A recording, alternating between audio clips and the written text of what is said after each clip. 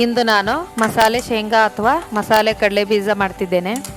ಬೆಂಗಳೂರಿನಲ್ಲಿ ಇದನ್ನು ಕಾಂಗ್ರೆಸ್ ಕಡಲೆ ಬೀಜ ಅಂತಾರೆ. ಸಂಜೆ ಸಮಯದಲ್ಲಿ ಈ ಮಸಾಲೆ ಶೇಂಗಾ ಫ್ರೈ ಟೀ ಕಾಂಬಿನೇಷನ್ ತುಂಬಾ ಚೆನ್ನಾಗಿರುತ್ತೆ. ಕಡಲೆ ಬೀಜ ಬಡವರ ಬಾದಾಮಿ ಎಂದೇ ಪ್ರಸಿದ್ಧ. ಗಾಂಧೀಜಿಯವರು ಸಹ ಕಡಲೆ ಬೀಜವನ್ನು ತುಂಬ ಇಷ್ಟಪಟ್ಟು ತಿಂತಾಯಿದ್ರು.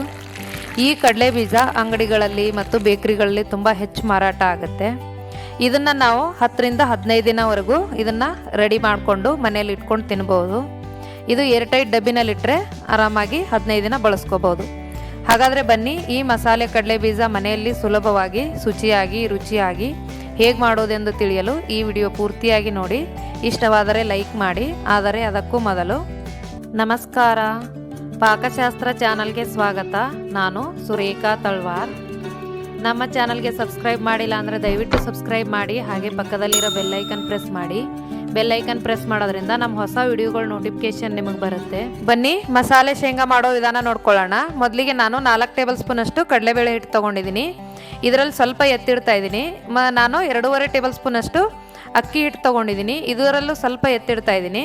ಅಚ್ಚ ಖಾರದ ಪುಡಿ 1.5 ಟೇಬಲ್ ಸ್ಪೂನ್ ಅಷ್ಟು, ರುಚಿಗೆ ತಕ್ಕಷ್ಟು ಉಪ್ಪು, ಸ್ವಲ್ಪ ಅರಿಶಿನ ಪುಡಿ. ನಾನು ಇದಕ್ಕೆ ಫುಡ್ ಕಲರ್ ಬಳಸ್ತಾ ಇಲ್ಲ, ಅದಕ್ಕೆ ಸ್ವಲ್ಪ ಅರಿಶಿನ ಪುಡಿ ಹಾಕ್ತಾ ಇದ್ದೀನಿ. ಇದು ಸ್ವಲ್ಪ ನೀರು ಹಾಕ್ತಾ ನಾವು ಇದು ಗಟ್ಟಿಯಾಗಿ ಕಲಿಸ್ಕೋಬೇಕು. ತಿಳುವಾಗಿ ಕಲಿಸ್ಕೋಬಾರ್ದು, ಇದು ಶೇಂಗಾಗೆ ಹತ್ತಲ್ಲ. ಹಾಗಾಗಿ ನಾವು ಈ ಥರ ಗಟ್ಟಿಯಾಗಿ ಕಲಿಸ್ಕೋಬೇಕು. ಇದಕ್ಕೆ ನಾನು 200 ಗ್ರಾಮ್ ಅಷ್ಟು ಕಡಲೆ ಬೀಜ ಅಂದರೆ ಶೇಂಗಾ ತೊಗೊಂಡಿದ್ದೀನಿ. ಅದಕ್ಕೆ ಇಷ್ಟಿಷ್ಟು ಪ್ರಮಾಣದಲ್ಲಿ ತೊಗೋಬೇಕು. 2 ಟೇಬಲ್ ಸ್ಪೂನ್ ಅಷ್ಟು ಅಕ್ಕಿ ಹಿಟ್ಟು, 4 ಟೇಬಲ್ ಸ್ಪೂನ್ ಅಷ್ಟು ಕಡಲೆಬೇಳೆ ಹಿಟ್ಟು, ಈ ಥರ ತೊಗೋಬೇಕು. ನೋಡಿ, ಮೇಲೆ ಸ್ವಲ್ಪ ಶೇಂಗಾ ಕಾಣಿಸ್ತಾ ಇದೆ. ಹಾಗಾಗಿ ನಾನು ಇದು ಮಿಕ್ಕಿರೋ ಕಡಲೆಬೇಳೆ ಹಿಟ್ಟು ಮತ್ತು ಅಕ್ಕಿ ಹಿಟ್ಟನ್ನ ಇದಕ್ಕೆ ಮಿಕ್ಸ್ ಮಾಡ್ಕೊತಾ ಇದ್ದೀನಿ. ಇದಕ್ಕೆ ಇನ್ನೊಂದು ಸ್ವಲ್ಪ ನೀರು ಬೇಕಾಗುತ್ತೆ. ಇದಿಷ್ಟು ಹಾಕ್ಬಿಟ್ಟು ಇದನ್ನು ಚೆನ್ನಾಗಿ ಮಿಕ್ಸ್ ಮಾಡಿ 1 ಅವರ್ ಇದನ್ನ ನೆನೆಯಲ್ಲಿ ಇಟ್ಬಿಡಬೇಕು. ಈ ಥರ ಇಡೋದ್ರಿಂದ ಶೇಂಗಾ ಎಲ್ಲ ಮಸಾಲೆ ಎಳ್ಕೊಂಡಿರುತ್ತೆ. ಟೇಸ್ಟು ತುಂಬ ಚೆನ್ನಾಗಾಗುತ್ತೆ. ಈಗ ಎಣ್ಣೆ ಕಾಯಲ್ಲಿ ಇಡ್ತಾ ಇದ್ದೀನಿ. ಇದಕ್ಕೆ ಕರಿಯಲ್ಲಿ ಬೇಕಾಗುವಷ್ಟು ಎಣ್ಣೆ ಹಾಕೋಬೇಕು. ಇದನ್ನು ನಾವು ಲೋ ಫ್ಲೇಮಲ್ಲೇ ಫ್ರೈ ಮಾಡ್ಕೋಬೇಕು. ಹಾಗಾಗಿ ಟೇಸ್ಟಾಗಿ ಕ್ರಿಸ್ಪಿಯಾಗಿ ಚೆನ್ನಾಗಿ ಬರುತ್ತೆ. ಸ್ಪೂನಲ್ಲಿ ಕೂಡ ಹಾಕ್ತಾರೆ. ಈ ಥರ ಕೈಯಲ್ಲಿ ಹಾಕೊಳ್ಳಿ, ಬೇಗ ಬರುತ್ತೆ. ಇದು ನಾವು ಈ ಥರ ಶೇಂಗಾಗಳು ಎಣ್ಣೆಯಲ್ಲಿ ಬಿಟ್ಟಾಗ ಮೇಲೆ ಗುಳೆ ಬರುತ್ತಲ್ಲ, ಅದೆಲ್ಲ ಸ್ಟಾಪ್ ಆಗೋವರೆಗೂ ನಾವು ಇದನ್ನು ಫ್ರೈ ಮಾಡ್ಕೋಬೇಕು. ಅದು ಲೋ ಫ್ಲೇಮಲ್ಲೇ ಫ್ರೈ ಮಾಡ್ಕೋಬೇಕು ಕ್ರಿಸ್ಪಿಯಾಗಿ, ಆವಾಗ ಚೆನ್ನಾಗಿ ಬರುತ್ತೆ. ಇದು ಒಂದು ಏರ್ ಟೈಟ್ ಡಬ್ಬಿನಲ್ಲಿ ಇಟ್ಕೊಂಡ್ರೆ 10 ರಿಂದ 15 ದಿವಸವರೆಗೂ ನಾವು ಇಟ್ಕೊಂಡು ಸ್ನ್ಯಾಕ್ಸು ಆ ಥರ ಸುಮ್ಮನೆ ಬಾಯಿಗೆ ಟೇಸ್ಟ್ ಬೇಕು ಅನಿಸ್ದಾಗೆಲ್ಲ ತಿನ್ನೋದಕ್ಕೆ ಚೆನ್ನಾಗಿರುತ್ತೆ.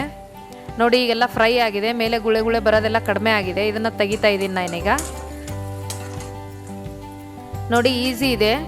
ಟೈಮ್ ಇದ್ದಾಗ ಈ ಥರ ಕಲಸಿ ಇಟ್ಕೊಂಡ್ಬಿಟ್ರೆ ತುಂಬ ಈಸಿಯಾಗಿ ನಾವು ಫ್ರೈ ಮಾಡಿಕೊಂಡು ಎತ್ತಿಟ್ಕೋಬೋದು. ನೋಡಿ, ಇದಕ್ಕೆ ನಾನು ಸ್ವಲ್ಪ ಕರಿಬೇವು ಸೊಪ್ಪನ್ನ ನಾನು ಫ್ರೈ ಮಾಡಿ ಹಾಕ್ತಾ ಇದ್ದೀನಿ. ಅದಕ್ಕೆ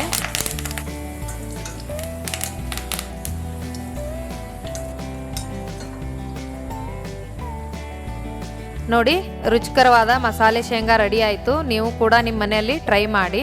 ಮಾಡೋದು ತುಂಬ ಸುಲಭ ಇದೆ.